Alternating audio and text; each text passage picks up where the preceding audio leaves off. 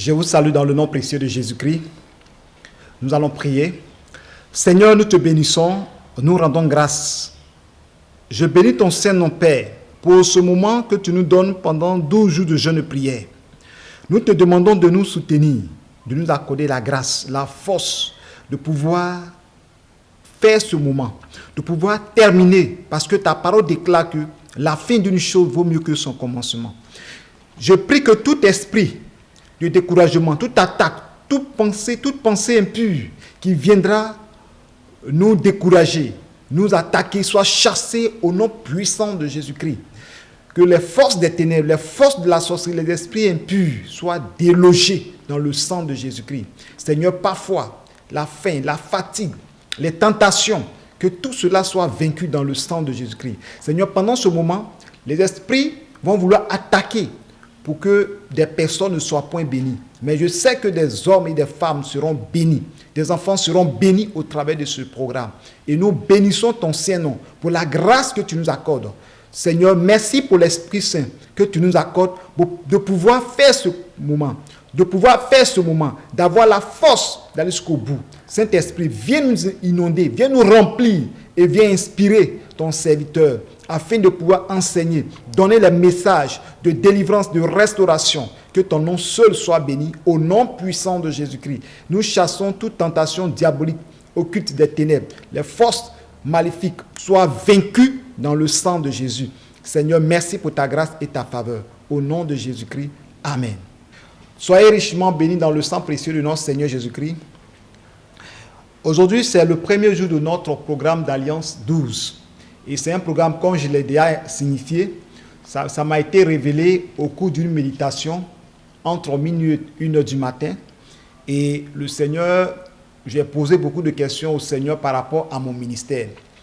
Et compte tenu des obstacles, des blocages, des difficultés, et du coup, le Seigneur m'a emmené sur le nombre 12. Et quand il m'a parlé du nombre 12, j'ai commencé à chercher dans la Bible et le Seigneur me convainc, me donne l'inspiration, ouvre mon esprit de comprendre ouvre mon esprit pour comprendre. Et c'est ainsi que j'ai su dans la parole de Dieu qu'il y avait plusieurs fois que le Seigneur a parlé du nombre 12, depuis l'Ancien Testament jusqu'au Nouveau Testament. Et lorsque nous voyons ce nombre 12, cela était attribué aux enfants d'Israël. Mais lorsque Jésus est venu, nous voyons que le nombre 12 continuait au peuple d'Israël, à ses apôtres. Et plus loin, lorsque nous parlons dans l'Apocalypse, le livre de la Révélation, la Bible ne parle pas des enfants d'Israël, mais la Bible parle des 12 portes du ciel. Vous comprenez? Et c'est vrai qu'il y a le nom des enfants d'Israël sur les 12 portes, mais le Seigneur voulait nous montrer que le nombre 12 est le gouvernement de Dieu. Donc c'est une alliance que nous devons faire tous pour pouvoir rentrer dans la révélation de Dieu. Donc, bien-aimés, nous allons aller pas à pas. Jacob avait 12 fils. Et ces 12 fils qu'il a, avant qu'il ne meure, il a béni les 12 fils, c'est-à-dire chacun d'une bénédiction particulière. C'est-à-dire de Ruben jusqu'à Benjamin. Et tout enfant, tout fils d'Israël, tout fils de Jacob avait une bénédiction particulière. Et selon leurs œuvres sur la terre, c'est ainsi que leur père a béni ses enfants. Donc, lorsque nous prenons dans la Bible, dans Genèse 49, nous allons voir le premier fils de Jacob, Ruben. Et dans l'Alliance 12, le Seigneur m'a conduit à chercher à donner le sens des noms des enfants d'Israël. Ici, nous avons Ruben. Ruben veut dire voyez. Vous comprenez? Celui qui voit, voyez, regardez. Quand nous lisons dans Genèse chapitre 49, versets 3 à 4, il est écrit: Ruben, toi, mon premier-né, la force et les prémices de ma vigueur, supérieur en dignité et supérieur en puissance, impétueux comme les eaux, tu n'auras pas la prééminence, car tu es monté sur la couche de ton père. Tu as souillé ma couche en y montant. Vous comprenez? Et ici, il s'agit de Ruben. Ruben est le premier fils de Jacob. Mais qu'est-ce que Ruben va faire? Ruben va pécher. Et Ruben va coucher avec l'une des femmes de son père. Vous comprenez? Puisque Jacob avait 4 femmes. Il y avait 2 femmes légitimes et les 2 servantes aussi. Donc, Ruben va coucher avec la femme de son père. Ce n'est pas sa mère, mais l'une des femmes de son père. Et qu'est-ce qui va se passer? Quand le moment va arriver où Jacob devait bénir ses enfants, vous savez, en Israël, le premier fils, c'est celui qui est l'héritier. C'est celui qu'on appelle la prééminence, le premier-né. Et c'est une bénédiction. C'est le premier-né, on offre à l'Éternel. On donne à Dieu le premier-né. Mais ici, Jacob ne va pas donner la prééminence, c'est-à-dire le premier-né à Dieu. Et il ne va pas lui donner l'héritage du premier-né. Pourquoi? À cause du péché. Donc nous lisons la Bible, nous comprenons que il a dit, Ruben, toi mon premier-né, ma force est les prémices de ma vigueur, supérieur en dignité et supérieur en puissance. Impétueux comme les eaux, tu n'auras pas la prééminence. Vous voyez, il a béni son fils. Il lui a dit qu'il est supérieur, il est puissant. C'est-à-dire, c'est un enfant qui est courageux. Mais, dommage, tu ne peux pas être l'héritier, tu ne peux pas être à la tête de tes frères. Pourquoi? Parce que, car tu es monté sur la couche de ton père, tu as sué ma couche en y montant. Vous voyez, il est monté sur la couche de son père et il a sué la couche de son père en y montant. Cela veut dire quoi? Cela veut dire que Ruben a péché. Ruben a commis le péché sexuel. Vous comprenez? Et cela est très abominable. Mais vous voyez, les enfants d'Israël, le peuple d'Israël est différent de beaucoup de peuples. Si c'était de nos jours, les pères d'aujourd'hui allaient maudire l'enfant. Mais regardez très bien, le père n'avait pas maudit. Le père a dit simplement que, au lieu que tu sois à la tête, tu ne seras pas à la tête. C'est l'un de tes frères qui va prendre la tête. Mais néanmoins, il n'a pas maudit. Il a béni, mais il a perdu une place. Il a perdu sa prééminence. Il a perdu sa place d'héritier. Vous comprenez? Donc, dans l'Alliance 12, nous parlons de toutes ces choses. C'est pourquoi le premier jour, le thème du premier jour, c'est la repentance. La repentance. Il faudrait qu'on se repente parce qu'on ne peut pas s'approcher du Seigneur sans la repentance. Pendant ce programme-là, nous avons 12 jours. Donc pendant les 12 jours, il y aura 12 thèmes. Il peut même avoir des sous-thèmes. Donc, il faut passer d'abord par la repentance. Je vais vous expliquer pourquoi il faut passer par la repentance. Lorsque nous prenons dans le livre de Proverbes, chapitre 28, à partir du verset 13, il est écrit « Celui qui cache ses transgressions ne prospère point, mais celui qui les avoue et les délaisse obtient miséricorde. » Vous voyez, donc la repentance est très importante. Ne confondez pas la confession et la repentance. La confession, c'est dire ce qu'on a fait, sans regret. On peut confesser sans regretter.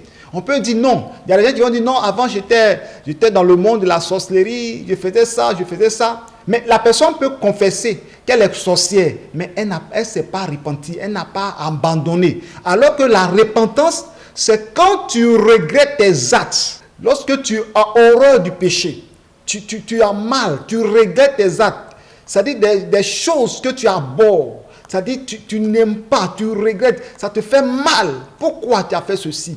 Et tu sens que tu es humilié, et même tu as humilié le Seigneur. C'est ça la repentance. La repentance, c'est un regret profond. Un regret profond et une décision dans le cœur pour dire, je ne vais plus jamais faire ça. Je ne vais plus commettre ce péché-là. C'est ça que la Bible appelle la repentance. Et la Bible nous dit que celui qui cache ses transgressions ne prospère point. Donc, nous allons un programme. Dans ce programme, il faudrait que nous nous repentions. Parce que s'il y a des choses cachées en toi, pendant que tu vas faire ces 12 jours, il n'y aura pas de bénédiction. Il n'y aura pas de combat. Les gens ne pourront pas combattre pour toi parce que tu caches tes transgressions. Dans ce programme, tu vas te repentir devant Dieu. Tu vas demander, Seigneur, pardonne-moi, j'ai péché, j'ai fait ceci, j'ai fait cela. Tu sais ce que tu as fait. À l'instant où je suis en train de te parler, un péché vient dans ton esprit. Et ce péché-là, commence sur ce péché-là. Parce que lorsqu'il y a le péché et que tu caches tes transgressions, la Bible déclare que celui qui cache ses transgressions ne prospère point. La Bible parle de la prospérité. La Bible déclare que je souhaite que tu prospères à tous égards comme prospère l'état de ton âme et sois en bonne santé. Vous comprenez? Donc, si tu veux prospérer et que tu caches tes transgressions, tu ne peux pas prospérer. Et la Bible poursuit dans Proverbe 28, verset 13, dit, mais celui qui les avoue et les délaisse obtient miséricorde. Donc, le péché, ce n'est pas le fait d'avouer, c'est d'avouer et de laisser. C'est ça qu'on appelle la repentance. Mais si tu avoues, ça c'est la confession, et tu délaisses, ça devient une repentance. Tu avoues et tu délaisses, tu abandonnes, tu regrettes. Ça, c'est la repentance. Donc, le premier jour de notre programme, chacun de nous doit se sonder au-dedans de lui. Chacun de nous doit se regarder. Qu'est-ce qui m'empêche de m'approcher de Dieu? Qu'est-ce qui va faire que mes prières ne sont point exaucées? Qu'est-ce qui va faire que Satan va pouvoir m'accuser devant Dieu? C'est en cela que tu vas te repentir. Sonde-toi, regarde-toi au-dedans de toi. Est-ce qu'il n'y a pas un péché caché dans ta vie? Je ne peux pas citer tous les péchés. Il y en a tellement que toi-même, étant en ce programme-là, sonde-toi au-dedans de toi. Ça peut être le mensonge, ça peut être la colère, ça peut être l'impudicité, ça peut être la masturbation, ça peut être l'adultère, ça peut être l'incrédulité, ça peut être les mauvaises pensées, ça peut être les bavardages inutiles, ça peut être le fétiche, l'idolâtrie, la cupidité. Il y a tellement de péchés, l'ivrognerie. Toi qui trompes ton mari ou tu trompes ta femme, ça peut être l'inceste, où tu as eu des relations sexuelles avec tes propres parents. C'est ce que la Bible appelle l'inceste. Donc, tout cela, tu dois te repentir.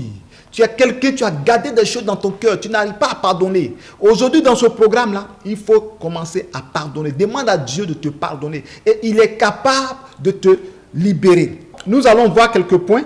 Pourquoi avouer ses péchés et délaisser? Je vais vous expliquer selon notre programme d'Alliance 12, pourquoi, à partir du premier jour, nous devons avouer nos péchés. Vous voyez, et les délaisser. Je viens de dire que le premier jour et le premier-né, c'est Ruben. Ruben, c'est celui qui a péché. Il a commis l'inceste. Il a commis le péché, un péché vraiment abominable. Si c'était de nos jours, c'était dans les pays arabes, il sera lapidé. Il allait le tuer. Et même si dans les pays, en Afrique ici même, ces gens d'enfants, on peut renier l'enfant. On peut maudire. On peut chasser cet enfant. Mais Ruben est resté dans la maison de son père, malgré qu'il a commis ses péchés. Ce péché-là. Son père ne l'a pas maudit. Mais son père, avant de mourir, a ôté ce qu'il devait avoir. A ôté son chandelier, a ôté sa place. Vous comprenez? Donc, le péché, quand tu pêches, le diable t'accuse, le diable fait de sorte que ce que tu dois avoir de Dieu, tu ne peux pas avoir. Ça bloque. Donc, c'est pourquoi dans ce programme-là, il faudrait que nous commencions par la repentance. Je vais expliquer pourquoi il faut avouer ses péchés et délaisser, car le diable est un accusateur. Le diable accuse. Si tu as un péché en toi, c'est pourquoi la Bible déclare que nous serons purifiés par le sang de Jésus et nous aurons des robes blanches. Devant le trône de Dieu, il ne faudrait pas que nos robes soient tachetées. Tachetées de sang, tachetées de la boue, tachetées de tout ce qui est impur. Donc, nous devons nous présenter devant le Seigneur avec une robe pure. Alléluia. Donc, mes bien-aimés, nous parlons de pourquoi nous devons abandonner le péché. C'est parce que le diable est un accusateur. Nous lisons ce passage dans Zacharie chapitre 3, à partir du verset 1, que je lis. Il me fit voir Josué le souverain sacrificateur, debout devant l'ange de l'Éternel, et Satan, qui se tenait à sa droite pour l'accuser. Vous voyez, il a eu une vision, Zacharie a eu une vision où il a vu Josué qui est arrêté devant l'Éternel, le souverain sacrificateur. Devant l'ange de l'Éternel, il est arrêté là. Et à côté de lui, il y a Satan qui était là pour l'accuser. Et vous allez comprendre pourquoi Satan l'accusait. Nous lisons, l'Éternel dit à Satan, que l'Éternel te réprime.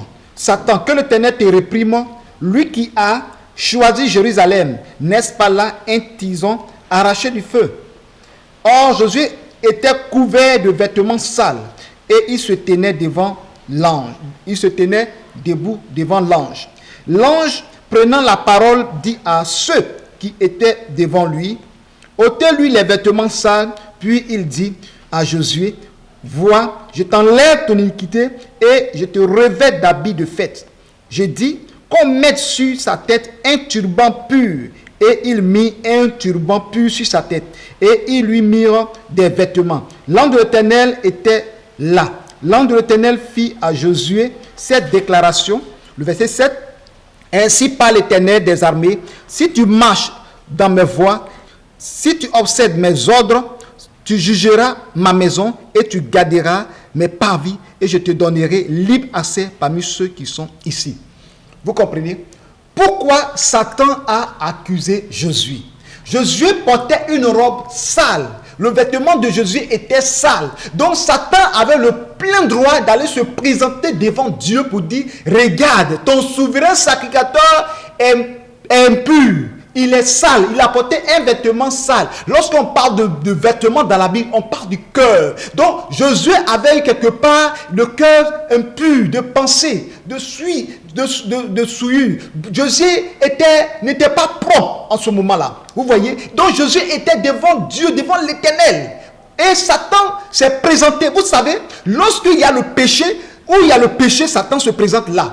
Si Josué était pur, Satan n'allait pas se présenter là. C'est parce que Josué était impur. Sa robe était sale. Donc le péché attire les esprits. Le péché attire les démons. Le péché ouvre la porte aux esprits impurs. Et il vient devant l'Éternel même, devant Dieu lui-même. Et Satan se présente. Satan sait que celui qui est impur, celui qui est sale, ne peut pas rentrer dans le royaume des cieux. Satan sait que celui qui est rempli de péché ne peut pas rentrer au ciel. Donc pourquoi toi, Dieu, tu vas faire rentrer Josué alors que son vêtement est sale?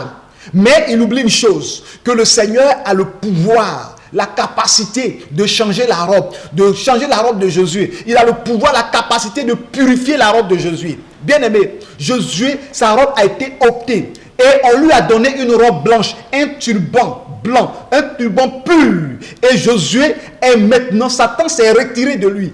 Parce que quand on dit que l'Éternel te réprime, c'est-à-dire quoi? Satan, que l'Éternel t'arrête. Tes expressions que tu amènes sur Josué, là, tais-toi. On n'a pas besoin de ça ici. Amen. L'Éternel te réprime. Arrête tes paroles. Arrête tes condamnations sur Josué. Vous comprenez? Donc le souverain sacrificateur, l'homme de Dieu, il n'était pas capable de rentrer dans le royaume. Mais il y a une grâce particulière. On lui a donné des ordres. Si, Josué, tu marches dans la parole de Dieu. On a dit ainsi par l'Éternel des armées. Si tu marches, verset 7 de Zacharie 3, dans mes voies, et tu observes mes ordonnances, tu jugeras ma maison et tu garderas mes parvis. Je te donnerai libre accès parmi ceux qui sont ici. Jésus n'était pas encore mort, mais c'était dans une vision où Josué ses vêtements étaient sales. Donc Satan était parti l'accuser. Et ils ont changé le vêtement de Josué. Changer son vêtement, c'est que Josué s'est repenti. Josué a demandé pardon à l'Éternel. Et Dieu a pardonné ses péchés. Et son vêtement a été changé. Et on lui a dit que regarde Josué, tout ce que tu vois qui sont assis là-bas.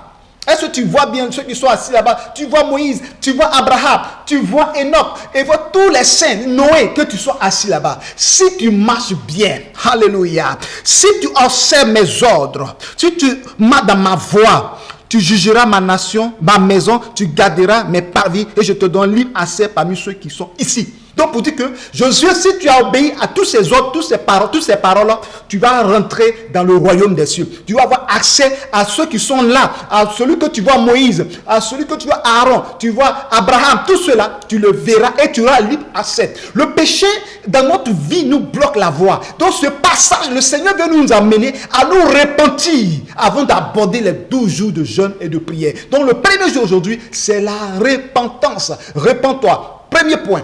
Le péché nous amène Satan à nous accuser. Jésus a été accusé, on vient de lire ça. Nous prenons encore un deuxième point. Le péché empêche la main de Dieu d'agir en nous. Vous comprenez? Quand il y a le péché dans la vie d'une personne, c'est vrai que tu vas faire les 12 jours de jeûne de prière, mais laisse-moi te dire que, on va lire un passage dans le livre d'Ésaïe. Lisons Ésaïe 59 à partir du verset 1. Non, la main de l'Éternel n'est pas trop courte pour sauver, ni son oreille plus trop dure pour nous entendre. Mais ce sont vos crimes qui mettent une séparation entre vous et votre Dieu. Ce sont vos péchés qui vous cachent sa face et l'empêchent de vous écouter. Car vos mains sont souillées de sang et vos doigts de crime. Vos lèvres profèrent le mensonge. Votre langue fait entendre l'iniquité. nul ne se plaint, etc. Alléluia. La Bible déclare que ce n'est pas parce que Dieu a une main courte. Dieu est Dieu. Le monde entier est intégré de ses mains. Et pourquoi Dieu ne nous sauve pas? Pourquoi Dieu ne nous délivre pas? Ce n'est pas parce que ses oreilles sont dures pour nous entendre. Nos prières que nous faisons, Dieu entend nos prières. C'est parce que Dieu ne nous voit pas. Le Seigneur nous voit. Mais lorsque nous nous levons et nous adressons la prière à Dieu, à cause du péché, la Bible déclare que lorsque nous ouvrons la bouche, le Seigneur bouche ses oreilles parce qu'il ne veut pas écouter. Parce que de nos bouches, ça sent le mensonge. Il y a le mensonge, il y a des blasphèmes, il y a des choses abominables que nous faisons avec nos bouches. Donc quand nous levons la voix que nous prions, le Seigneur bouche ses oreilles et ne veut pas nous écouter. Et lorsque le Seigneur veut nous regarder, à cause de nos mains que nous soulevons, que nos mains sont remplies de sang, le Seigneur ne regarde point. Le Seigneur se bande les yeux. Vous voyez? Donc le péché nous éloigne de Dieu. Le péché fait que le Seigneur ne peut pas nous délivrer. Ne tend pas sa main vers nous. Donc c'est pourquoi le premier jour, nous devons demander pardon à Dieu. Parce que beaucoup ont entendu ce programme de 12 jours, parce que c'est un programme de prière, un programme de déclaration. Oui, c'est vrai. Parce qu'on veut voir Dieu se manifester dans notre vie. C'est vrai. Mais avant de nous approcher de Dieu, il faudrait que nous soyons saints. Car la Bible déclare que soyez saints, car moi-même je suis saint. Amen. Soyez saints, nous devons être saints parce que Dieu nous-même est saint. Nous devons nous approcher de lui d'un cœur pur, d'un esprit pur, d'une âme pure, d'un corps pur. Nous devons nous approcher de Dieu de toute pureté. Que Dieu nous bénisse. Donc, nous comprenons que dans le livre de Romains chapitre 3, verset 23, il est écrit que car tous ont péché et sont privés de la gloire de Dieu. Dans Romains 3, 23, il est écrit que car tous ont péché et sont privés de la gloire de Dieu. Tous ont péché. Donc quand il y a le péché dans ta vie, tu ne peux pas bénéficier de la gloire de Dieu. Tu ne peux pas bénéficier de la bénédiction de Dieu. Aujourd'hui, il y a des personnes qui pêchent et ça va dans leur vie. Ce n'est pas Dieu qui les a bénis. Satan veut les emmener à l'enfer. Donc, ils ne se répandent pas, ils vivent dans le péché, ça marche chez eux, leurs entreprises marchent, leurs activités marchent, leur ministère marche, des hommes de Dieu, leur ministère marche, ils vivent dans le péché. Non, ce n'est pas Dieu. Ils sont loin de Dieu. Satan les encourage à se vautrer toujours dans le péché. Pour que le jour qu'ils vont mourir, ils vont se retrouver avec Satan dans les temps de feu. Vous comprenez? Donc, le Seigneur dit, car tous ont péché et sont privés de la gloire de Dieu. Donc, j'ai dit à quelqu'un qu'il n'y a pas quelqu'un sur cette terre, à part Jésus, qui n'a jamais péché. De notre ancêtre Adam jusqu'à Jean, qui est dans l'Apocalypse, qui a vu Jésus dans le royaume des cieux, tous ont péché. Mais la Bible déclare que le Seigneur Jésus-Christ est venu pour nous purifier de tout péché. Est-ce que vous comprenez? Donc, le péché nous prive de la gloire de Dieu. Nous allons récapituler pour que vous puissiez comprendre. Pour ceux qui nous prennent la marche, d'abord, le péché fait de sorte que le diable nous accuse. Deuxièmement, le péché nous éloigne de Dieu. Le péché de la gloire de Dieu. Nous allons voir encore un autre point encore. Le péché empêche la délivrance et la guérison. Vous voyez, dans la Bible, dans ce programme, il y a des malades. Il y a des personnes qui n'arrivent pas à enfanter. Il y a des personnes qui ont des fibromes. Il y a des personnes qui sont paralysées. Il y a des personnes qui ont des problèmes, des maladies, on peut dire incurables, cancer, autres maladies, le sida, le Covid-19, quelle que soit la maladie. Vous voyez? Mais pour que le Seigneur puisse te guérir, diabète, de toute maladie, hypertension, que le Seigneur puisse te guérir, il faudrait que le péché ne soit point dans ta vie. Tu dois te repentir. Si tu es à l'hôpital et que tu es en train de souffrir, demande pardon à Dieu. Demande, Seigneur, pardonne-moi de mes péchés. S'il y a un péché caché dans ma vie que j'ignore, révèle-moi ce péché pour que ma vie soit transformée. Alléluia. Donc, il s'agit d'un paralytique, quand nous lisons, qui ses frères l'ont envoyé vers Jésus. Et qu'est-ce qui va se passer? Et voici, on lui amena un paralytique couché sur un lit. Dans Matthieu 9, verset 2. Jésus, voyant leur foi, dit au paralytique, prends courage mon enfant, tes péchés te sont pardonnés. Vous voyez? Et c'est à la suite de ça, le Seigneur a dit, prends ton lit, lève-toi et rentre chez toi à la maison. Le monsieur s'est levé et il a commencé à marcher. Vous voyez? Et même les gens qui étaient là disent, mais qui est cet homme si ce n'est pas Dieu qui demande, qui peut pardonner les péchés? Alors qu'ils ne savent pas que Jésus a pouvoir dans le ciel et sur la terre et sous la terre. Alléluia. Donc, Jésus-Christ, d'abord, il a vu leur foi. Mais leur foi n'était pas... C'est une grande foi, une foi authentique. Mais cet homme, malgré leur foi, ne pouvait pas recevoir la guérison. Il a fallu d'abord que le Seigneur a vu leur grande foi, mais il va lui dire, tes péchés te sont pardonnés. Il faut que ces péchés soient pardonnés. Même si tu as la foi et qu'il y a le péché dans ta vie, la puissance de Dieu ne peut pas se manifester en toi. Il a fallu que cet homme-là, Jésus lui pardonne ses péchés. Et quand ses péchés lui ont été pardonnés, c'est ainsi qu'il a été guéri. Donc, programme d'Alliance 12, bien-aimé, demande pardon à Dieu. Seigneur, pardonne-moi de mes péchés. Tout le temps, j'ai des histoires avec mon mari. J'ai des histoires avec ma femme. On discute. On ne parle pas, ça fait des jours. Souvent même, les enfants. Tout ça là, ce sont des œuvres du diable. La présence de Dieu veut rentrer dans la maison. Chaque fois que vous priez, vous demandez à Dieu de bénir votre maison. C'est en ce moment-là qu'il y a des disputes. Il y a des mésententes. Il y a des palabres. Et l'ange de ténèbres vient, ne peut pas rentrer. Et les démons, ça invite les démons. Les démons rentrent dans votre maison. Les démons font du cafouillage, détruisent tout dans votre maison. Bien-aimé, ce programme, tu dois te repentir. Repentons-nous. Amen. C'est pourquoi vous lisez la Bible. Le premier message de Jean-Baptiste, c'était quoi? Repentez-vous car le royaume des cieux est proche. Le royaume des cieux est proche, Jésus-Christ. La vie éternelle. Donc Jésus arrive. Mais comment? Il vient vers vous. Mais repentez-vous pour que le Seigneur vienne vers vous. Vous comprenez? Et vous lisez la Bible. Jésus aussi a dit la même parole. Repentez-vous car le royaume des cieux est proche. Nous devons aller au ciel. Nous devons aller dans le royaume des cieux. Donc nous devons nous repentir. Alléluia. Nous prenons un autre point encore. Pourquoi il faut te repentir dans ce programme de 12 jours d'alliance? Le péché empêche la victoire. Pourquoi nous devons nous repentir? Le péché empêche la victoire. Vous voyez dans le livre de Josué chapitre 7, verset 1 à 26, que je vais vous expliquer. Les enfants d'Israël, vous savez, ils ont fait le tour de Jéricho. 7 jours. 7e jour, les murailles de Jéricho sont ébranlées et ils ont eu la victoire. La Bible déclare que Jéricho était barré et barricadé. Ce sont des grosses murailles. Mais ces grosses murailles-là ont été ébranlées. Donc, avec leur armée, l'armée d'Israël a affronté les habitants de Jéricho. L'armée de Jéricho, ils ont eu la victoire. Donc, ils ont affronté cette armée puissante, des murailles fortes. Et ils ont eu la victoire. Mais devant eux, ils vont rencontrer un autre peuple. Un petit peuple qui n'ont même pas de muraille. Ils ne sont même pas protégés même. Ils ont une petite armée. Donc, ils devaient aller en guerre pour les affronter. Parce que le Seigneur a dit de chasser les peuples qui seront à Canaan peu à peu. Donc, Jésus a dit, mais ce n'est pas la peine. Nous avons combattu les habitants de Jéricho, ceux qui font la peur de tout le peuple dans cette nation, dans les contrées ici. Et l'Éternel nous a donné la victoire. Donc ne vous fatiguez pas. Prenez quelques personnes pour qu'ils partent aller affronter Haï. Un petit peuple. Donc il ne faut pas qu'on va donner la fatigue à l'armée. Donc pris quelques personnes, il dit allez-y pour finir cela, puis on va avancer. Mais ils sont partis. Ils ont eu la défaite. Ils ont eu la défaite. Le peuple d'Haï les a tués. Ils ont tué d'autres personnes, quelques soldats. Mais quand ils sont revenus, les autres sont revenus pour dire que on a eu la défaite devant ce petit peuple. Josué est parti devant la face de Dieu pour demander, Éternel, pourquoi tu nous as donné la victoire sur Jéricho? Et ce petit peuple, nous ne pouvons pas les vaincre. Pourquoi, Seigneur? Le Seigneur dit qu'il y a l'interdit au milieu de vous.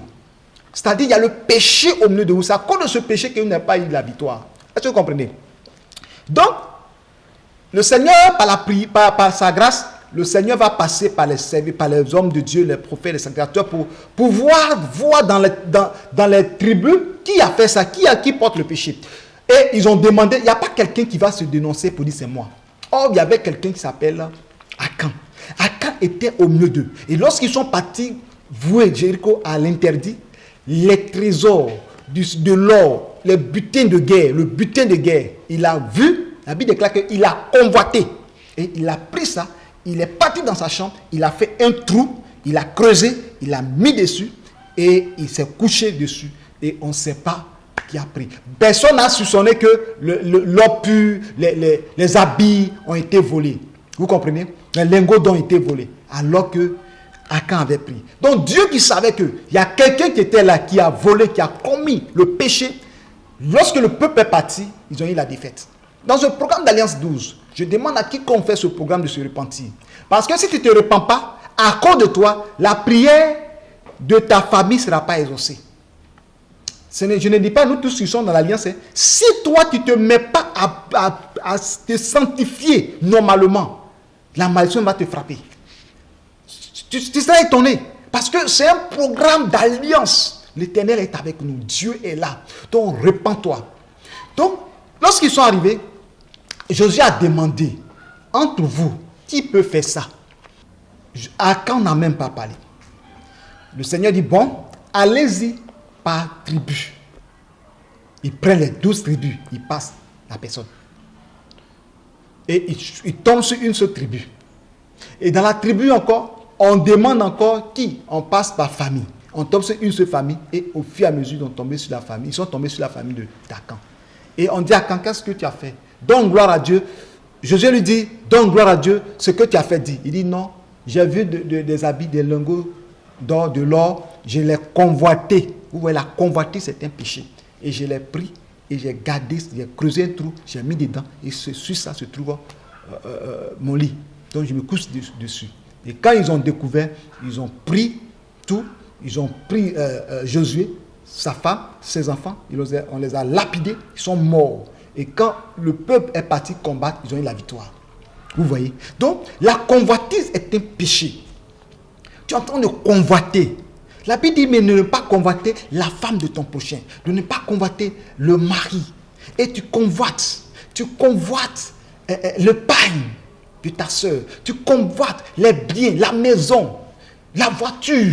C'est du péché. Parce que quand tu convoites, c'est un désir Adam d'avoir ça. La convoitise, c'est ça. Tu veux avoir ça, mais tu n'as pas ça. Mais quand tu n'as pas ça, ça crée en toi la jalousie. Ça crée en toi l'aigreur. Tu deviens aigri. Vous voyez? Donc, la convoitise n'est pas une bonne chose. La convoitise te pousse même à aller commettre l'acte physiquement, à voler, comme Akan a volé, à commettre l'adultère, à faire des choses qui ne sont pas bien. Dans ce programme, je demande à quelqu'un de se repentir. Tout ce que je suis en train de dire, si tu te retrouves dedans, repens-toi sincèrement. Parce que le Seigneur a besoin de ta repentance pour qu'il fasse des grandes choses dans ta vie. Donc, Akan a été lapidé, sa femme, ses enfants, et ils sont morts dans la vallée d'Akor. Et à partir de ce jour-là, le peuple d'Israël est parti en guerre, ils ont eu la victoire. Une autre histoire biblique, il s'agit des enfants d'Israël qui, le Seigneur leur a dit de ne pas avoir des relations avec des femmes étrangères, des femmes qui adorent d'autres dieux, c'est-à-dire les Philistins, les Madianites, les Déviens, tout cela, les Ammonites, vous comprenez? Tout cela, de ne pas avoir des relations avec eux. Donc, c'est ainsi que Dieu a donné au temps de Moïse. Mais vous allez voir qu'il y a les enfants d'Israël qui vont aller commettre des relations sexuelles avec ce peuple étranger. Vous comprenez? Avec des femmes étrangères. Et à partir de là, l'Éternel a commencé à tuer les enfants d'Israël. Et qu'est-ce qui va se passer? Le peuple a commencé à se repentir. Mais le jour de leur repentance, dans le temps de Dieu, il y a un des enfants d'Israël qui est parti sous les yeux de Moïse. Et les autres a pris une femme et passé devant eux et allait dans sa tente. Mais qu'est-ce qui va se passer? Il y a un des fils des enfants d'Israël qui était dans la repentance et qui a vu l'âme de cet homme-là. Il a tiré son épée et il est rentré derrière eux. Il a piqué, poignardé les deux par le bas-ventre, la femme et l'homme. Il les a tués sur le champ. Et quand le sang a jailli, le Seigneur a dit: Phinéas a été animé de mon zèle, car à partir d'aujourd'hui, je fais une alliance à perpétuité avec lui. Une alliance où sa descendance va s'asseoir sur le trône. Vous comprenez? Donc, le péché qui est venu dans la vie, au milieu du peuple d'Israël, a ralenti la puissance de Dieu, a mené la malédiction. Dieu m'a commencé à tuer les enfants d'Israël. Mais Phinéas a été animé du zèle de l'Éternel. Bien aimé, quand il y a le péché au milieu de vous, dans une église, s'il y a quelqu'un qui pêche, qui ne se répand pas, l'œuvre de Dieu n'avance pas. Et souvent on accuse les hommes de Dieu. L'homme de Dieu, c'est à cause de son ministère n'avance pas. C'est parce que il n'a pas posé de bons fondements, il n'a pas fait ceci, il n'a pas fait cela, parce que ceci, cela. Non! Ça peut arriver parce que de nos jours, il y a beaucoup d'hommes de Dieu qui vivent dans le désordre. Mais ceux qui vivent dans la sanctification, qui vivent dans la crainte de Dieu, mais il y a des enfants d'Israël, des enfants d'Israël qui vivent dans le péché, qui sont là, qui commettent le péché tout le temps. Et à chaque fois qu'on prie, il n'y a pas de bénédiction. Souvent, ils commettent l'inceste, ils commettent le mensonge, l'abomination, les critiques. Ils critiquent l'homme de Dieu, ils critiquent sa femme, ils disent des choses, tous les gens, tout le temps, les murmurent. Et cela fait que l'homme de Dieu n'avance pas. L'homme de Dieu ne se retrouve pas. Et on l'accuse. Mais il y a le péché au milieu de nous. C'est pourquoi la Bible déclare ôtez le méchant du milieu de nous. Donc dans ta maison où tu es, si vous priez et que vous avez une équipe de prière et qu'il y a quelqu'un qui vit dans le péché, tant que cette personne ne s'est pas repentie sincèrement et qui ne s'est pas confessé et repenti, vous allez voir que tout ce que vous allez faire, c'est zéro. Tu es dans ce programme d'alliance, peut-être même que tu trompes ton mari. Peut-être même que tu trompes ta femme. Mais à ce moment-là, tout ce que vous allez faire, c'est zéro. Il faut te repentir. Même si tu ne peux pas dire à ta femme, mets-toi en genoux, pleure devant le Seigneur. Tu ne peux pas dire à ton mari, mets-toi en genoux, pleure devant le Seigneur. Vous savez, il y a des personnes que le Seigneur peut permettre que tu te repentes. Il y a des femmes qui peuvent dire à leur mari que chérie, je t'ai trompé. Le monsieur peut pardonner facilement, peut comprendre pourquoi c'était dans quelles circonstances sa femme a chuté, ou bien dans quelles circonstances le mari a chuté. Ça peut se comprendre. Et ce genre de personnes peuvent pardonner facilement, comprendre. Mais il y a des personnes qui ne vont jamais comprendre, qui ne vont jamais te pardonner. Vous comprenez? On dit de confesser le péché. Mais tu vas dire à ton mari, mais ça va aller jusqu'au divorce. Ça va être des trucs terribles. Vous comprenez? Je n'encourage pas ceux qui commettent l'adultère. Je n'encourage pas ceux qui commettent le péché sexuel ou font des choses en cachette. Mais je vais dire par là que Dieu ne va pas permettre que tu dises et que ton foyer soit brisé. Va devant la face de l'Éternel. Va voir un homme de Dieu. Répands-toi sincèrement. Répands-toi sincèrement et abandonne ce péché. Ne recommence plus. Si tu recommences, le Seigneur lui-même va te dévoiler aux yeux de tout le monde. Vous comprenez? Donc, cet homme-là, depuis qu'il a été tué, Israël a été libéré. Israël a été délivré. Nous continuons. Le péché nous ferme les portes du ciel. Amen. Quand vous lisez la Bible dans le livre d'Apocalypse chapitre 22, verset 15, qu'il est écrit, dehors les chiens, les enchanteurs, les impudiques, les meurtriers, les menteurs, etc. Dehors. Vous voyez, il ne peut pas. Il ne peut pas. Ils ont été chassés à la porte du royaume. Qui dit, Seigneur, je t'ai servi. Seigneur, j'ai prophétisé en ton nom. Seigneur, j'ai fait cela. J'ai servi, j'ai fait cela, j'ai fait des dons, j'ai construit des églises, j'ai apporté de l'argent à telle personne, j'ai financé l'œuvre de Dieu, je me suis occupé des orphelins, je me suis occupé des veuves, j'ai fait ta volonté. Le Seigneur dit, je ne vous ai jamais connu, serviteur d'iniquité. Vous comprenez? Il dit, dehors. Donc, le péché t'empêche de rentrer au ciel. Donc, si tu vois et que tu fais ce programme d'Alliance 12, tu dois, la première des choses, c'est de la repentance. Demande pardon au Seigneur de te pardonner. Il est capable, il a tout pouvoir de te pardonner. Quand tu vas te repentir sincèrement, le Seigneur t'accordera la grâce et la faveur. Soyez richement bénis dans le nom puissant de Jésus-Christ de Nazareth. Le péché nous rend esclaves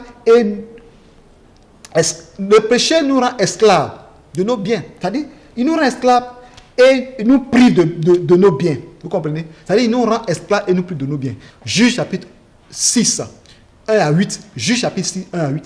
Il s'agit des enfants d'Israël. La Bible déclare que les enfants d'Israël ont fait des choses qui ont déplu à l'Éternel. Vous comprenez? Et l'Éternel les a livrés entre les mains des Madianites. Et les Madianites venaient détruire leur production, les chasser, détruire leur culture. Et ils étaient obligés d'aller se cacher dans les cavernes de montagne. Donc les Madianites étaient venus, ils ont eu l'autorité sur les enfants d'Israël. Pourquoi? Parce que les enfants d'Israël ont péché contre l'Éternel. Ils ont péché contre Dieu. Donc il y a eu l'ouverture des portes. Donc l'ennemi vient, il frappe. Ils étaient obligés de fuir. Il y avait des prophètes qui était là, mais le prophète pouvait faire quoi? Il ne pouvait rien faire parce que le peuple a péché. La prière du prophète n'a plus d'effet. Il n'y a plus de force parce que le peuple vit dans le péché. Aujourd'hui, nous voyons dans nos églises des personnes qui vivent dans le péché, qui viennent faire les offrandes, qui viennent donner des dîmes. Homme de Dieu, bénis ma vie. Mais cet argent-là, c'est l'argent de la prostitution. Vous comprenez? Ou cet argent, c'est l'argent du vol. Il y a des gens qui s'en ont volé et puis ils viennent à l'église, donnent la dîme. Ils donnent des dons. Ils disent oui, je vais donner à Dieu pour que Dieu me protège. Non! La Bible déclare que Dieu n'a pas besoin des offrandes d'un chien. Le regard des chiens, c'est-à-dire que quelqu'un vend son chien et puis il envoie l'argent dans l'église. C'est ce que la Bible dit. Mais ici, on parle du péché. Le péché que tu commets, il ne faut pas avoir ton argent dans l'église. Soit disant que tu es en train de soutenir le. Tu es un escroc. Tu soutiens le. Tu es dans la rue, tu es un corps habillé, tu escroques les gens et puis l'argent tu prends, tu vas venir donner 10. C'est de l'argent abominable. C'est l'argent du péché. Vous comprenez? C'est quelqu'un qui a la main sale, la main dans le sang. Vous partez dans les braquages où tu tues les gens, où tu fais des choses, tu tues les gens. Et puis l'argent de l'héritage, tu as tué les parents et puis tu prends l'argent de l'héritage pour venir faire offrande à l'église. Mais tu es maudit. Tu es maudit. Cet argent-là, Dieu n'a pas besoin. C'est pourquoi vous voyez la plupart, beaucoup d'églises n'avancent pas parce qu'il n'y a pas le discernement. Lorsque nous, les hommes de Dieu, on est dans la difficulté, tout l'argent qui arrive, on prend pour faire l'œuvre de Dieu. Dieu ne veut pas qu'on mélange ce qui est impur à ce qui est pur. C'est pourquoi il a dit que la lumière et les ténèbres ne peuvent pas cohabiter. La lumière et les ténèbres ne peuvent pas cohabiter. Est-ce que vous comprenez? La lumière et les ténèbres ne peuvent pas cohabiter. Il faudrait que l'argent qui doit rentrer dans la maison de Dieu soit l'argent pur. C'est pourquoi le Seigneur même aime les prémices. Tout ce qui est premier, tout ce qui est pur, il agrée ça. Donc les enfants d'Israël étaient obligés d'aller se cacher dans les cavernes de montagne à cause du péché. Lorsque un prophète s'est révélé à eux, tu leur as dit que aujourd'hui vous souffrez parce que vous avez abandonné l'Éternel votre Dieu. Il vous a fait sortir de l'Égypte. Il a divisé la mer Rouge. Vous avez traversé le Jourdain. Vous avez mangé la manne. Tout ce que vous avez fait, aujourd'hui vous allez oublier l'Éternel. C'est pourquoi vous allez livrer entre les mains de vos ennemis. Mais bien aimés, quand ils se sont repentis, c'est là que le Seigneur a suscité un libérateur, Gédéon. Et Gédéon a été celui-là que Dieu a utilisé pour libérer le peuple d'Israël. Et ses ennemis, tous les ennemis d'Israël ont fui. Vous comprenez? Donc le péché n'est pas du tout bon. Le péché ferme les portes. Le péché te prive de ta liberté. Le péché a fait que les enfants d'Israël sont devenus des esclaves. Ils sont partis se cacher. Ils ne peuvent pas se mettre à l'aise. Même leurs champs étaient détruits. Leur production, leur stockage, tout a été détruit par les Madianites. Ils ont brûlé tout. Vous comprenez? C'est le péché. Donc, bien aimés, comprenons cela. Le péché conduit à la mort. Quand nous lisons dans le livre de Romains chapitre 6, verset 23, car le salaire du péché, c'est la mort, mais le don gratuit de Dieu, c'est la vie éternelle en Jésus-Christ, notre Seigneur. Le salaire du péché, c'est la mort. Donc, quand nous sommes dans la maison de Dieu, que nous péchons, nous allons mourir. La mort va nous prendre tout à l'heure. Si tu es dans la maison de Dieu, tu pêches, tu vas mourir. Vous voyez, aujourd'hui, il y a des gens qui pêchent, et puis ils ne meurent pas, ils sont dans la maison de Dieu, ils font n'importe quoi, ils ne meurent pas. Ce n'est pas comme au temps de Pierre, où Pierre a déclaré, et puis Ananias et Saphira sont morts. Vous comprenez? Aujourd'hui, on ne voit pas ça dans nos églises. Les gens vivent dans le péché, les gens vivent dans le désordre, les gens mentent, les gens font ce qu'ils veulent, se moquent même des pasteurs. Mais il n'y a rien. Mais il s'oublie que c'est encore plus grave, parce que le stade du péché, c'est la mort. Il y a la seconde mort aussi qui est là. Si tu n'as pas commis la mort physique, il y aura la mort éternelle aussi qui est là. La mort éternelle, l'enfer. Donc, bien aimé, pour ne pas aller dans ce lieu, répands-toi sincèrement. Et le Seigneur te pardonnera tes péchés. Il pardonnera tes péchés. La délivrance du péché. Amen. Comment recevoir la délivrance sur le péché? Amen. Pour recevoir la délivrance sur le péché, il faut passer par la repentance. Vous comprenez? Et quand tu te repens, ne recommence plus. Quand nous lisons la Bible, nous voyons. La Bible déclare que lorsque cette femme adultère qui est venue vers Jésus, il l'envoyait, elle était devant Jésus, et ceux qui l'accusaient étaient prêts à la lapider. Et Jésus a dit que celui qui n'a point péché jette la première pierre. Vous avez compris que les gens ont vu qu'ils ont péché. Vous voyez, le péché humilie, le péché affaiblit. Ils avaient la force de lapider cette femme. Ils avaient la colère. Mais quand Jésus a fait sortir le mot péché, tous sont refroidis. C'est pourquoi le péché peut refroidir une église. Le péché peut refroidir l'onction.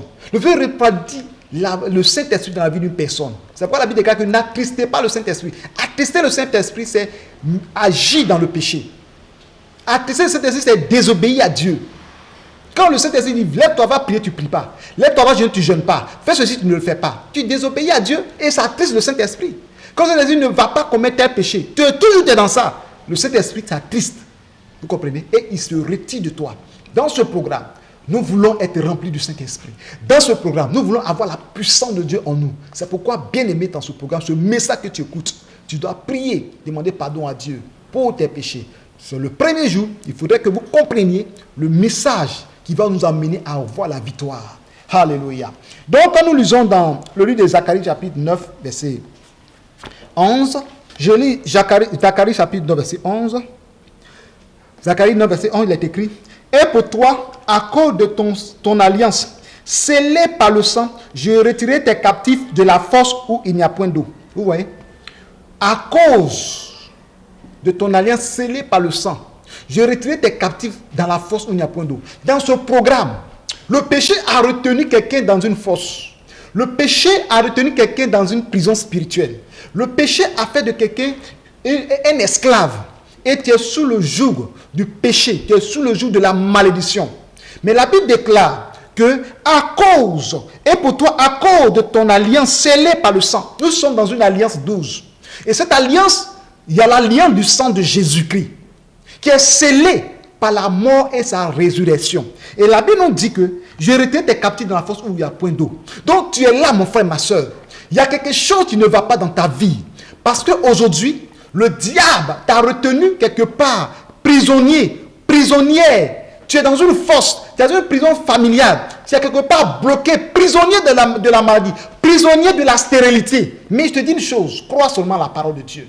Que à cause du sang de l'alliance, à cause de cette alliance que nous faisons en Jésus-Christ, le Seigneur va te délivrer de la fosse où il n'y a point d'eau. Il va te délivrer de la prison de la sécheresse, de la prison de la mort, de la prison de l'envoûtement, de la prison de la pauvreté, de la prison du chômage, de la prison de l'austérité, de la prison de la maladie.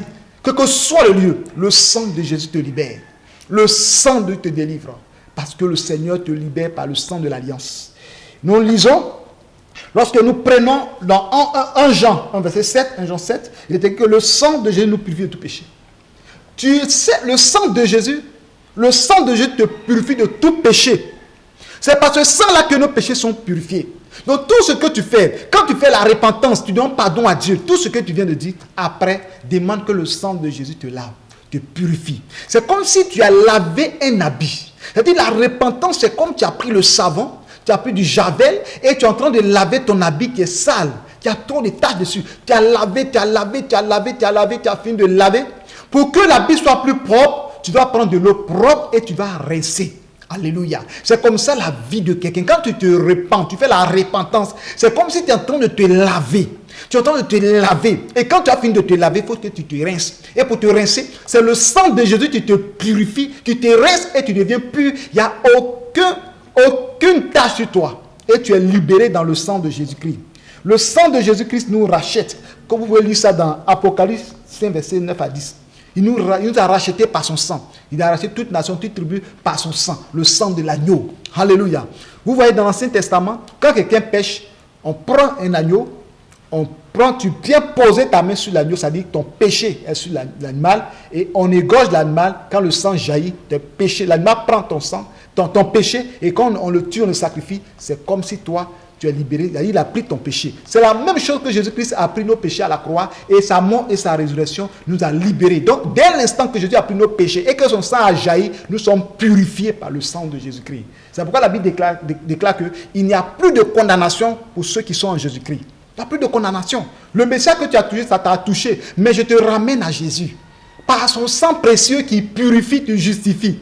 Il y a un passage dans la Bible que j'aime beaucoup dans l'Hébreu. Le Seigneur dit qu'il ne se souvient plus de nos péchés. Quand tu es purifié par le sang de Jésus, il ne se souvient plus. Satan n'a qu'à t'accuser comme il a accusé Josué. Pour dire que regarde, il est pur, il est impur, il a volé, il a commis adultère, il a fait ceci, il a fait cela. Le Seigneur va lui dire, je ne me souviens plus qu'il a fait ça. Je ne me rappelle plus. Mais souvent, on est là, on a accepté Jésus, on a prié pour que le sang de Jésus nous purifie. Mais parfois, Satan vient nous accuser des péchés même avant que tu partes aux eaux de baptême. Va te rappeler ça. Alors que tu as déjà accepté Jésus, tu as confessé, tu as abandonné. Mais si Satan t'accuse là, ne l'écoute plus. C'est comme ça qu'il a accusé Jésus. Dieu lui a dit, tais-toi, arrête ce que tu es en train de faire. Lui là, ses péchés sont déjà effacés. C'est d'enlever son habit sale et de lui porter un habit nouveau. Après ce programme, tu seras un homme nouveau. Après ce programme, tu seras une femme nouvelle. Il va avoir un puissant réveil dans ta vie. Une restauration puissante va se passer dans ta vie. Sois béni au nom puissant de Jésus-Christ. Le sang de Jésus nous délivre de tout péché. Alléluia. Il y a un cantique qui dit: de tout péché, Jésus peut te pardonner. De ta maladie, Jésus peut te guérir. C'est en Jésus-Christ on peut trouver le vrai bonheur. Le vrai bonheur en Jésus-Christ. La vraie vie en Jésus-Christ. Alléluia. Amen. Alléluia. Bien-aimé, c'est merveilleux d'avoir Jésus-Christ. Jésus est Seigneur. Il règne dans ta vie. Que le Seigneur nous bénisse. Nous continuons. La purification à tous les niveaux dans notre vie. Vous savez, quand nous parlons de la repentance, nous parlons de la sanctification, nous ne devons pas nous arrêter à un seul niveau. Lorsque nous parlons de la purification, il faudrait que notre esprit, âme et corps soient purifiés. Nous lisons dans 1 Thessaloniciens 5.23. Dans 1 Thessaloniciens 5.23, l'apôtre Paul a dit que votre être entier, votre esprit, l'esprit, âme et corps soient purifiés, soient irréprochables, irrépréhensibles au jour de l'avènement de Christ. Donc lorsque nous parlons de la sanctification, nous devons penser à notre esprit, à notre pensée, à l'état de notre cœur. Vous comprenez? Donc quand tu pries, demande à Dieu de purifier ta conscience des œuvres mortes, de purifier ta pensée, de purifier ton cœur. Alléluia. Parce que le sang de Jésus-Christ doit purifier ton esprit et doit purifier ton âme. Quand vous lisez la Bible, vous allez voir que Jacob a dit dans Genèse 49 à 6 que lorsqu'il bénissait ses enfants qui sont partis même tuer, il dit que mon esprit ne s'unisse pas à leur assemblée. L'esprit de Jacob, il dit, comme mon esprit ne rentre pas dans vos colères pour aller tuer les gens, moi j'ai un esprit pur. Je vais avoir un esprit pur. L'esprit de tuer là, ce n'est pas en moi. Donc quand il prophétisait sur eux, il dit non, que mon esprit ne rentre pas dans votre colère. Il les a bénis, mais il a dit non. Et nous prenons dans l'histoire de l'âme, et nous prenons l'âme dans le livre d'Ézéchiel. La Bible déclare que l'âme qui pêche, c'est celle qui mourra. Lorsqu'on parle du péché de l'âme, il s'agit de la sorcellerie. Vous comprenez? Il s'agit, quand on parle de péché de l'âme, il s'agit de la sorcellerie, de manger en rêve, de boire des choses bizarres en rêve, d'avoir des relations sexuelles en rêve. Ça, c'est le péché de l'âme. Donc, il faut que ton esprit soit purifié et ton âme aussi soit purifiée. Nous lisons aussi dans Romains 6, 13, la Bible déclare que ne livrez pas vos membres au péché. Donc, tes mains peuvent pécher, tes yeux peuvent pécher, tes oreilles peuvent pécher, ta bouche peut pécher, tes pieds peuvent pécher, ton corps entier peut pécher. Alléluia. Donc nous devons prier dans les trois niveaux de l'homme. L'esprit, l'âme et le corps. Donc quand tu demandes à Dieu de te purifier, demande à Dieu de purifier ton esprit, de purifier ton âme et de purifier ton corps, ta chair. C'est en cela que ton être entier sera irrépréhensible. Il y a des personnes on ne va pas pécher. Parce que tu ne l'as jamais vu aller commettre adultère. Tu ne l'as jamais vu voler. Mais il commet adultère dans son cœur. Vous voyez? C'est pourquoi la Bible déclare que celui qui regarde la femme de son prochain et qui convoite dans son cœur a déjà commis l'adultère. Vous voyez? Alors, cet homme-là, le jour, devant le trône de Dieu, on dit tu as commis adultère. Il va dire non, je n'ai jamais commis adultère. Mais devant Dieu, rien n'est caché. Et sa pensée sera dévoilée devant les saints anges, devant les hommes. Et lui-même sera dans la honte. Dans ce programme, il faudrait que ton esprit, âme et corps soient purifiés. Demande à Dieu de purifier ton esprit, de purifier ton âme, de purifier ton corps, et tu seras irrépréhensible selon 1 Thessaloniciens 5, 23. C'est là que nous allons nous arrêter et nous allons passer par la prière. Tu vas dire Père, répète après moi, Père, pardonne-moi tous mes péchés. Père, pardonne-moi de tout péché, commis volontairement comme involontairement. Donc, où tu es là, Commence à prier. Mets ton genou et prie. Demande pardon à Dieu. C'est comme ça l'Alliance 12. L'Alliance 12, c'est la prière. Après l'enseignement, on prie, on demande pardon à Dieu de nos péchés. Prie le Seigneur. Seigneur, je prie notre Dieu. Je te demande pardon, Seigneur. Moi qui suis devant toi, Seigneur. J'ai péché en esprit, en pensée. Il y a des choses peut-être que je pense que c'est du bien. J'ai fait du bien alors que c'est du péché devant toi. Je te demande pardon, Seigneur. Moi qui suis en train de parler du péché, Seigneur. Je ne suis pas irrépréhensible devant toi. Je te demande pardon, notre Dieu. Pardonne mon esprit, Père. Pardonne mon âme. Pardonne mon corps. Pardonne mon être entier. Dans le nom puissant de Jésus-Christ. Seigneur, je prie notre Dieu pour tous ceux qui ont fait ce programme. Seigneur, qui ont péché, qui ont fait des choses qui ne n'ont point ton nom. Seigneur, nous voulons te demander pardon. Nous te demandons pardon, Seigneur. Je demande pardon, oh Seigneur, pour la sœur. Je demande pardon pour le frère. Je demande pardon pour cet homme. Je demande pardon pour cette dame. Seigneur, pardon, Seigneur, pour leurs enfants, pour leur maison, Seigneur. Ils ont péché. Ils ont fait des choses qui t'ont point honoré. Ils ont fait des choses qui t'ont point glorifié, Seigneur.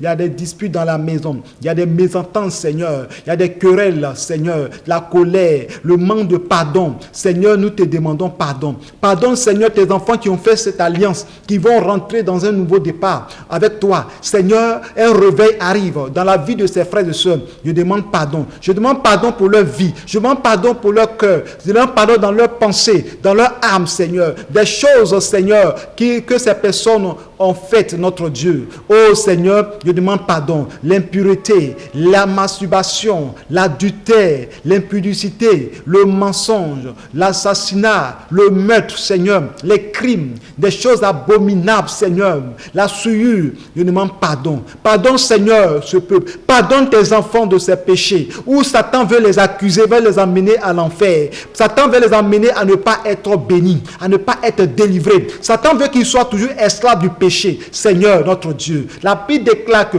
celui qui avoue ses transgressions et les délaisse obtient miséricorde, Seigneur. Je prie notre Dieu. La Bible déclare dans le livre de Proverbes, celui qui casse ses transgressions ne prospère point, mais celui qui les avoue et les délaisse obtient miséricorde, Seigneur. Seigneur, voici tes enfants qui veulent obtenir la miséricorde, ta miséricorde dans leur vie, Seigneur. Ils sont en train d'avouer leurs péchés. Ils sont en train de demander pardon. Ils sont en train de demander pardon. Seigneur, pardonne tes enfants.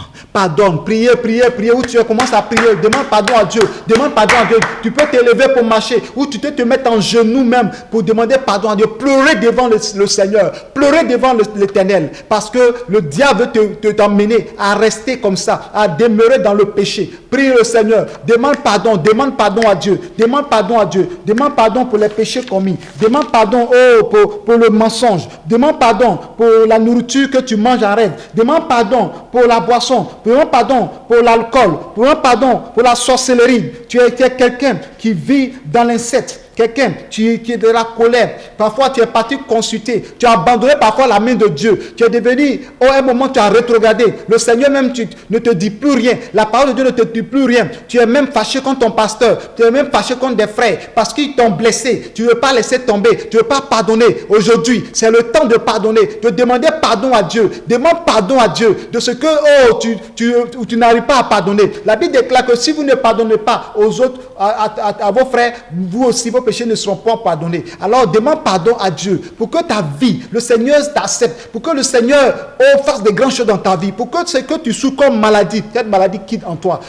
Prions, demande pardon, Seigneur, je prie, je demande pardon pour des frères, des soeurs en ce programme qui souffrent, qui sont malades, mais la maladie, l'origine c'est la malédiction, l'origine c'est le péché. Seigneur, nous te demandons pardon. Et regarde, Seigneur, tes enfants qui ont fait cette alliance, qui ont fait leur offrande, Seigneur, qui ont cru à ce programme, qui ont cru en toi, Seigneur, et qui savent que par ce programme, tu vas les délivrer, tu vas les libérer. Seigneur, pardonne leur péché, notre Dieu, car il veut s'approcher de toi. Seigneur, notre Dieu, purifie leurs mains de sang, purifie leur vie, Seigneur, sanctifie leur esprit, sanctifie leur âme, sanctifie leur corps, au nom puissant de Jésus-Christ de Nazareth. Tu continues de prier et tu vas demander à Dieu de te laver par le sang de Jésus. Quand nous lisons dans Zacharie 9, verset 11, il dit, à cause de l'alliance scellée par ton sang, je délivrerai tes captifs dans la fosse où il n'y a point d'eau. Alors quand le sang de Jésus va te laver, quand le sang de Jésus va te purifier, tu seras libre. Prie le Seigneur, continue de prier. Seigneur, je prie notre Dieu. Et je réclame le sang de Jésus-Christ dans mon esprit, dans mon âme et dans mon corps. Je réclame le sang de Jésus-Christ dans la vie de tous ceux qui font ce programme. Que le sang de Jésus-Christ purifie l'esprit, l'âme et le corps au nom puissant de Jésus-Christ. Que leur vie soit sanctifiée, que leur vie soit purifiée, que leur vie soit justifiée au nom puissant de Jésus-Christ. Seigneur, je prie que, Seigneur, les cœurs soient purifiés de ton sang, les pensées soient purifiées de ton sang. Au nom puissant de Jésus-Christ de Nazareth, agis pleinement notre Dieu. Agis pleinement notre Seigneur. Manifeste-toi pleinement dans le nom puissant de Jésus-Christ. Bien aimé, vous savez, dans ce programme, je ressens qu'après ce programme, il y aura la délivrance, il y aura la restauration, il y aura le réveil spirituel dans la vie de plusieurs personnes. Que le Seigneur vous bénisse. Maintenant que le sang de Jésus t'a lavé, tu vas réclamer maintenant, tu vas demander le Saint-Esprit de venir habiter en toi. Car le Saint-Esprit s'est retiré de toi à cause du péché. Le Saint-Esprit s'est attristé à cause du péché. Le Saint-Esprit ne se manifeste plus comme avant à cause du péché. Le Saint-Esprit n'est plus en toi, tu ne ressens plus la joie de vivre, tu ne ressens plus la joie de méditer la Bible, tu ne ressens plus la joie de prier. Parce que lorsque tu vas prier, tu es fatigué, tu es énervé même. Quand on dit prions, tout t'énerve. Il y a une colère qui vient dans ton cœur. Tu vas demander pardon à Dieu pour que le Saint-Esprit habite dans ton cœur, pour que tu puisses avoir la joie quand on te dit venez prier. Quand on te dit allons à l'église, tu es content. David a dit que je suis dans la joie quand on me dit allons dans la maison de l'Éternel. Alors pourquoi toi, quand on dit de lire la Bible, tu es fâché? Quand on lit la Bible, tu as sommeil. Quand on dit de lire la Bible, venez, on va prier. C'est là la colère vient dans ton cœur. Tu vas demander pardon et demander au Saint-Esprit de rentrer dans ton cœur, de faire de toi son temple. Car la Bible déclare que nous sommes le temple du Saint-Esprit. Commence à prier et réclame le Saint-Esprit. Demande au Saint-Esprit de venir habiter en toi, de venir te remplir.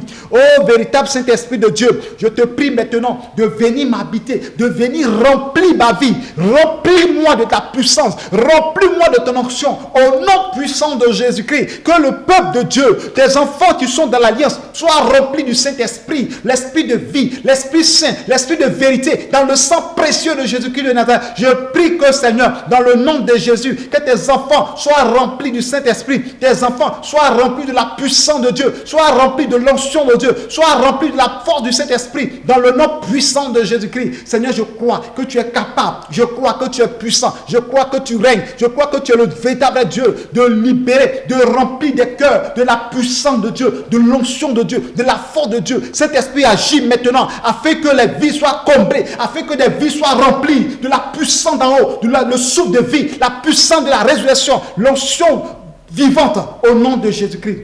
Lève tes mains et reçois la grâce de Dieu au nom puissant de Jésus-Christ de Nazareth. Je vais prier encore. Ensemble, nous allons prier encore. Tu vas te tenir maintenant dans le sang de Jésus-Christ.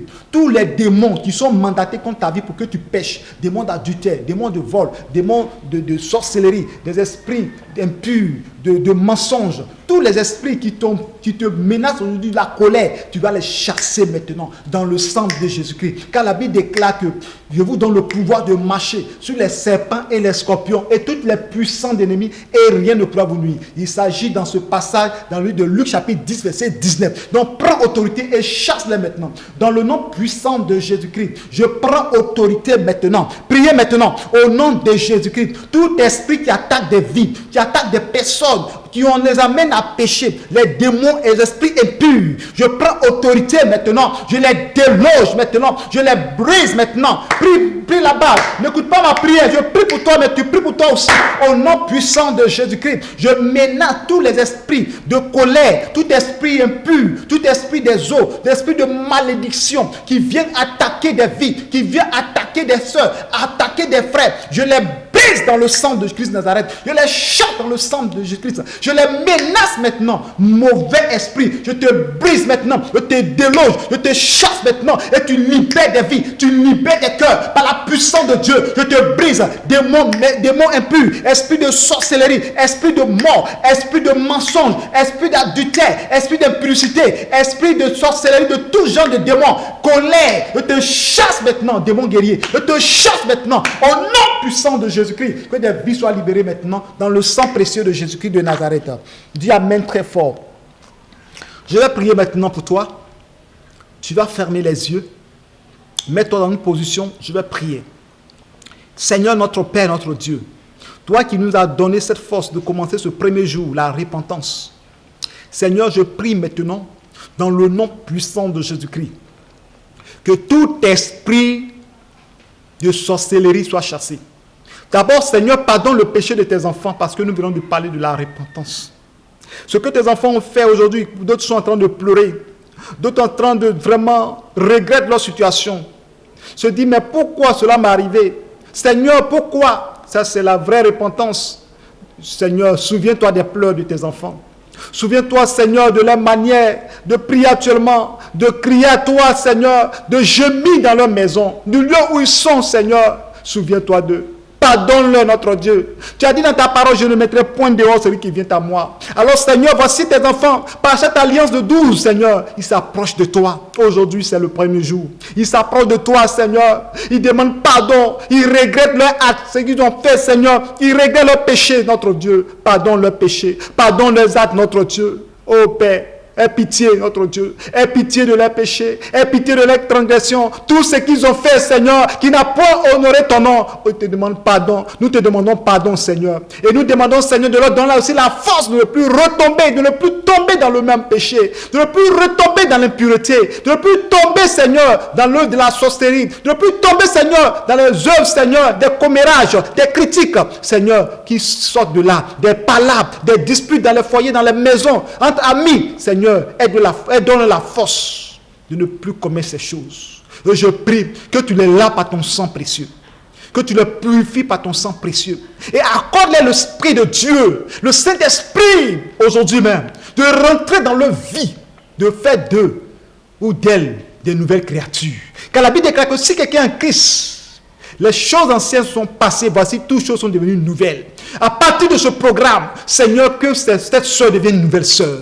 Ce frère devient un nouveau frère. Cette famille devient une nouvelle famille. Des choses extraordinaires doivent se passer dans leur vie, afin de leur accorder la grâce et le succès, la lumière qui vient du ciel, la faveur de Dieu au nom puissant de Jésus-Christ. Seigneur, manifeste ta gloire, manifeste ta puissante main. Seigneur, je prie maintenant, tous les esprits qui sont chassés et qui sont encore en train de rôder autour de leur maison, que l'ange de l'Éternel les balaie et les envoie au plus profond de l'abîme, que les anges les combattent jusqu'à leur dernier retranchement. Au nom puissant de Jésus-Christ de Nazareth, que les anges les balaient, que la puissance de Dieu, le vent de l'Orient les emporte loin de la vie. Au nom puissant de Jésus-Christ, Seigneur, je prie de balayer, de briser les esprits méchants, de déstabiliser leurs œuvres. Je paralyse le pouvoir. Au nom puissant de Jésus de Nazareth, Seigneur, agis maintenant. Accorde le réveil. Seigneur, nous désirons une chose ardente. Ce n'est pas la bénédiction financière. Ce n'est pas la bénédiction, oh Seigneur, matérielle que nous cherchons. Nous désirons une chose ardente. Le réveil spirituel. La vie de prière. La vie de jeûne. La vie de consécration à toi, Seigneur. La puissance du Saint-Esprit. Le renouvellement des dons spirituels dans les vies. Car Seigneur, c'est en cela que les autres vont s'ajouter. C'est pourquoi la Bible déclare, cherchez premièrement le royaume des cieux et sa justice, et toute chose vous sera donnée par-dessus. Je prie maintenant que tout ce qui est spirituel, tout ce qui est de vie, soit dans la vie au nom puissant de Jésus de Nazareth. Seigneur, je brise tout ce qui a lié des vies, qui a lié des maisons, qui a lié des familles, qui a bloqué beaucoup de choses dans la vie. Soit paralysé dans le sang de Jésus-Christ et je les déloge loin de la vie. Dans le nom puissant de Jésus-Christ. Seigneur, agis maintenant. Et libère le cœur, libère des vies, Seigneur, libère des pensées. À l'instant où je prie, qu'il y a des malades qui s'élèvent, qu'ils marchent, notre Dieu, au nom puissant de Jésus. Tu es malade, lève-toi et marche, parce que Jésus t'a pardonné, Jésus t'a guéri. Ouvre tes yeux et regarde, tes yeux s'ouvrent. Écoute maintenant la voix, tes yeux sont ouverts. Maintenant, regarde, le fibrome tombe maintenant. La maladie d'aujourd'hui, je déclare le réveil spirituel, la puissance du Saint-Esprit. Reçois la grâce de Dieu sur ta vie. Maintenant, que le Saint-Esprit te restaure, te renouvelle maintenant. À partir d'aujourd'hui, ce poids, ce fardeau que tu portes, quitte ton corps dans le sang de Jésus-Christ. Que tu sois léger, que tu sois légère. Reçois le vent de l'Esprit dans ta maison. Reçois le vent de l'Esprit sur toi. Le vent de la délivrance sur toi. Au nom puissant de Jésus. Que le Seigneur envoie son feu consumer dans ta maison tout ce qui est impur dans ta maison. Le feu de cet esprit se manifeste en toi. Au nom puissant de Jésus-Christ. Dis Amen très fort. Soyez bénis au nom de Jésus-Christ. C'est la première partie du programme. Et nous allons continuer. Par la grâce de Dieu, que le Seigneur donne la force de pouvoir continuer. Et c'est le premier programme. Je vais donner un autre enseignement. Chaque jour, il y a des points de prière, il y a des enseignements que je donne. Ça peut être 2 ou 3 ou même un seul enseignement. Tout va dépendre de l'inspiration du Saint-Esprit, l'orientation de Dieu. Que le Seigneur vous bénisse. À tout à l'heure. Shalom.